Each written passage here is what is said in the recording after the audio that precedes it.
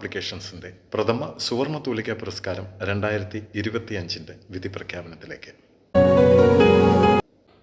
നീലാംബരി സുവർണ തൂലിക പ്രഥമ പുരസ്കാരം 2025 കവിതാ സമാഹാരം വിഭാഗത്തിൽ വ്യത്യസ്തവും മനോഹരമായ നിരവധി കൃതികളിൽ നിന്ന് കവിയത്രിയും നോവലിസ്റ്റുമായ ലൈല വിനയൻ്റെ കാതങ്ങൾക്കകലെ എന്ന കവിതാ സമാഹാരം തിരഞ്ഞെടുത്തിരിക്കുന്നു. നീലാംബരി സുവർണ തൂലിക പ്രഥമ പുരസ്കാരം 2025 കഥാസമാഹാരം വിഭാഗത്തിൽ വന്ന 30ഓളം പുസ്തകങ്ങളിൽ നിന്ന് തിരഞ്ഞെടുക്കപ്പെട്ട കൃതി സന്തോഷ് നെന്മാറയുടെ ഒറ്റയടി പാതയിലെ പൂമരം എന്ന കഥാസമാഹാരമാണ്. ഈ കഥാസമാഹാരം സുവർണ തൂലിക പ്രഥമ പുരസ്കാരം 2025 അർഹമായി.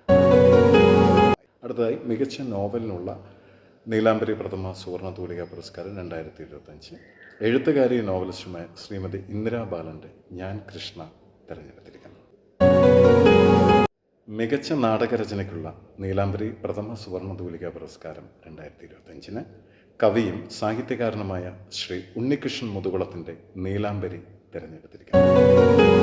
നീലാംബരി സുവർണ തൂലിക പ്രഥമ പുരസ്കാരം താക്കോൽ കവിതാ വിഭാഗത്തിൽ നിന്നും തിരഞ്ഞെടുക്കപ്പെട്ട മികച്ച കൃതി കവിയും എഴുത്തുകാരനുമായ ശ്രീ ഇക്കണ്ടത്ത് രാധാകൃഷ്ണൻ്റെ OTP എന്ന താക്കോൽ കവിതാ സംഹാരം നേടിയിരിക്കുന്നു.